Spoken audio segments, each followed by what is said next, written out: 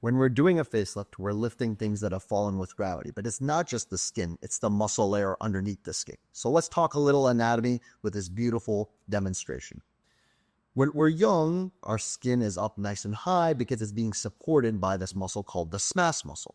The SMAS muscle starts at the temples and it runs through the temples, through the cheeks like drapes, and continues on into the neck as the Platysma muscle. And in the center of our neck, it connects together, creating one U-shaped hammock of muscle that's holding our face and skin up. But as we age, gravity takes over and that hammock starts sliding down and it takes the loose skin with it, creating the jowls. And in the center of our neck, it splits right down the center and the muscle starts to separate apart and side. And you see the inside edge of this muscle show up as a band in your neck.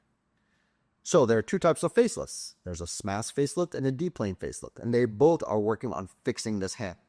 A SMAS facelift says, all right, let's make an incision under the chin here. We'll tie the hammock of muscle back together in the center, called the platysmoplasty.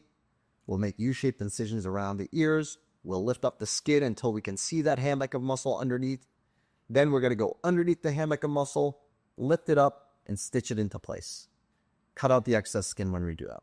But the problem with that sub-SMAS facelift is it doesn't take into account the fact that that hammock of muscle is also tethered down with Velcro-like attachments, as you can see here, along the cheek, along the masseter there, along the jawbone here, and in the neck. So even though the surgeons are lifting up the muscle from here to here, when they go to lift, there's going to be a tug of war holding that down because those X's are Velcro-like attachments that aren't going to allow it to move. So what do you do in a tug of war? Oftentimes surgeons will cramp really tight to get it to move. But if you're cranking against these Velcro-like attachments, all that's going to do is create bunny pulls, bunny pleats, sweeps, tension through the face, and thick scars. We don't like any of that stuff. That's why you do a D-plane facelift. The idea there is we're still working on this hammock of muscle that instead of stopping here, we're going to go further with expertise underneath that hammock of muscle and release all these X's, all these Velcro-like attachments through here, here, and here. And now we're further along the face.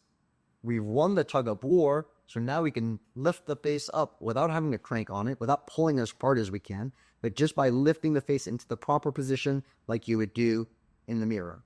It'll leave you with a soft, supple, natural-looking face.